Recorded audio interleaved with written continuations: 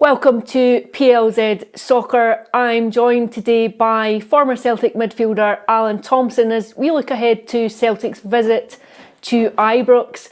Alan, obviously a fiercely contested title race, very little between the teams. Just how definitive is this game, do you think, in the battle for the championship? Well, it's huge, isn't it? I think because of how tight it is, I even think the goal difference is tight. It might even go down to goal difference this season. Again, I've been there in the past, and it's every game's huge now from here to the end of the season, and we've got to go to Ibrox on the 7th, and then I think there's one game left at Parkhead. So those two games are going to be huge, and then obviously the games in between that, you just can't afford to drop points. If you drop points, you're going to struggle to win the title. We're obviously part of teams that where it went right to the wire, that 2003 and 2005 teams, but what's the mental toll of that when it's so neck and neck and you know that goal difference might come into play? Oh, it's huge. I think Rangers getting knocked out of Europe could be beneficial to them. I know that doesn't sound great on their half because you want to go far in Europe,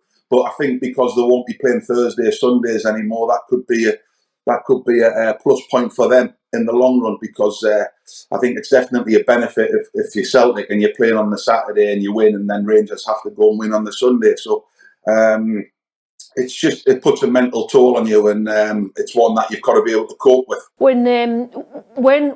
When you have one team playing on a Saturday and one team on a Sunday, we hear players and we hear managers and they say, "No, I'm not looking at that other game. No, I'm out. I'm at the cinema. I'm not watching what's going on elsewhere." What's it really like when you're keeping an eye on the other team and obviously keen for them to slip up? Oh, I think like a lot of the time we played on Sunday because of in 2003 the cup run in Europe and UEFA Cup. So definitely we would train on the Saturday morning, and you'd definitely be taking note of what Rangers were doing on the Saturday afternoon, and you'd pray and hope that they'd drop points.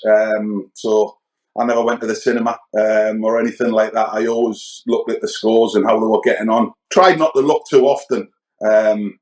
But you try definitely at 4:45. You'd be looking to check on what the score was, and hopefully they drop points. But more often than not, they wouldn't. Are you of the view that the tightness of the title race reflects well on Scottish football? We're obviously down south of the border just now, but when there's a bit of intrigue, is it beneficial to the Scottish game when you've got the two of them vying for it? Definitely think so. I think a lot more people take notice of it down here when it's as tight as it is.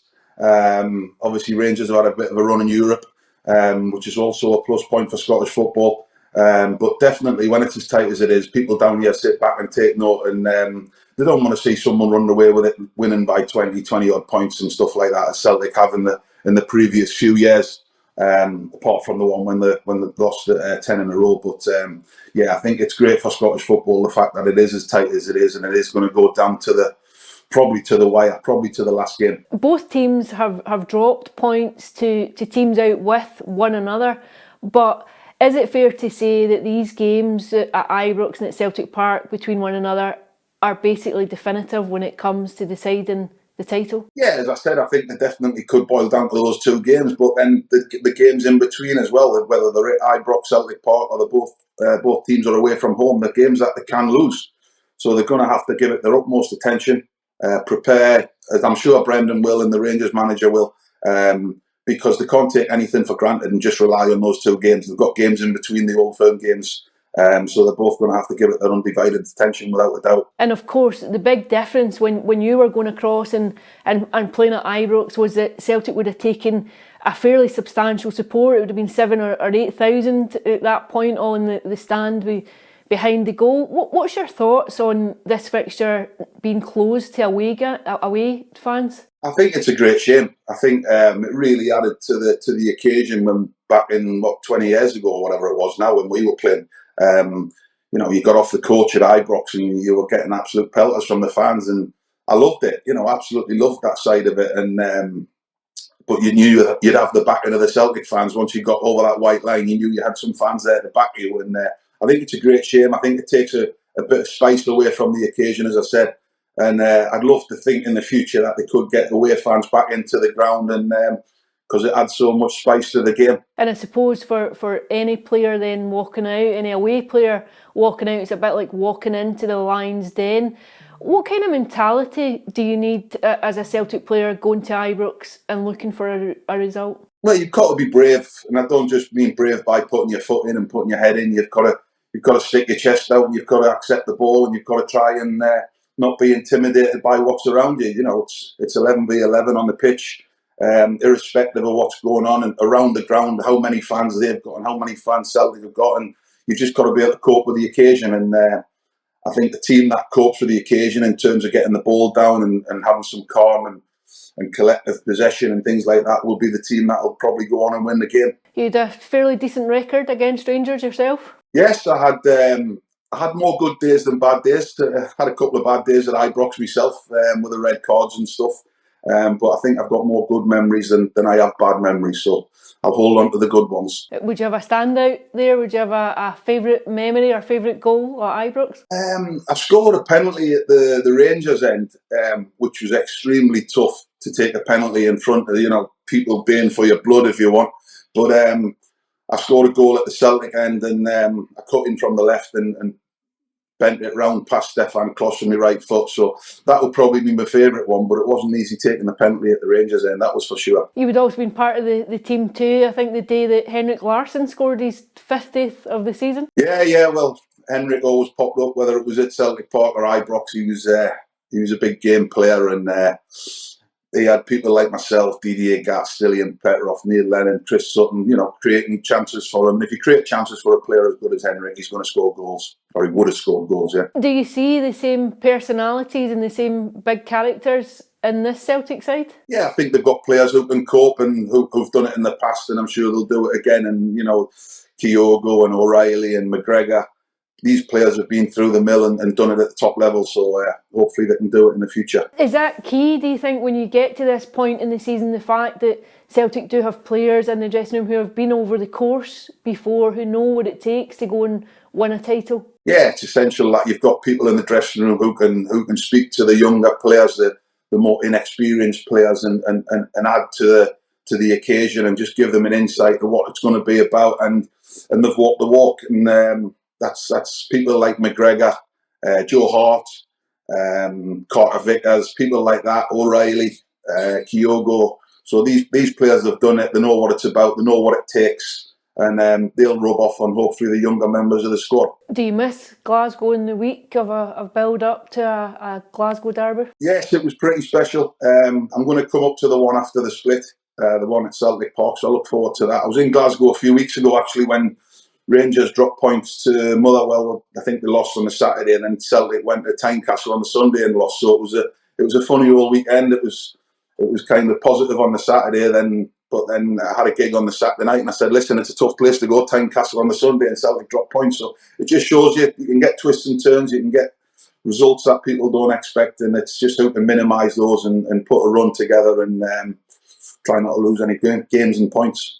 Looking forward to a return to Celtic Park then? Yeah, looking forward to that, and I'll be watching the game on the 7th as well, so I'm looking forward to that. Lots of positive things to look forward to, and hopefully a positive result. Who would you fancy just now? Who do you think has got the impetus at the minute in the title race? Obviously, things are skewed a wee bit. The fact that Rangers didn't play on Sunday up at Dens Park. I think the expectation would have been that they'd have went and won the game and restored that lead at the top. But who would you fancy just now is in the driving seat? Well, I know a few weeks ago people were saying the momentum was the Rangers and what have you, but it's all in the past. It's what you can't influence what's gone beyond and what's gone in the past, and you only influence what's ahead of them now, and that goes for both sets of teams. And I just think they've got games coming up, and it's just something that they're just going to have to cope with mentally. And I would like to think Celtic, but there's nothing between the two teams at the moment, and I think the league table tells that 2 points difference, goal difference is very similar. So it's just who performs on the day, who copes with the occasion, and probably not getting any red cards would help. In terms of the squad, do you see anyone as just having that extra bit of quality? Yeah, I think that, to be honest, I think Celtic have got the more quality in depth. But it just depends on the day, who copes, who takes the chances. Goalkeepers are going to have to make saves, and it's, as I said, it's that tight. It's so difficult to call, and I'm sure it'll probably go down to the last game of the season. For any player at Celtic or Rangers, is this a fixture where you really cement yourself at the forefront of fans and in terms just of the psychology of the game and the support, that these are the games where if you stand up and be counted in, that you make your reputation? Yeah, I definitely think so. From whatever side you play for, I think if you can perform in these games, listen, you can't just afford to perform in these games, Rangers v Celtic and Celtic v Rangers. You have to perform week in, week out when you play for a club the size of these two clubs. But if you can chip in and be in a successful team and get results in these games, then yeah, you'll definitely be remembered. From personal experiences, I go places now and people still want to talk about Rangers games and stuff like that. So it's always at the forefront of supporters' minds what goes on in these games. Today you're coming back up to watch that final game or the final league game between the teams at Celtic Park. What's the difference between watching and what's the difference between playing?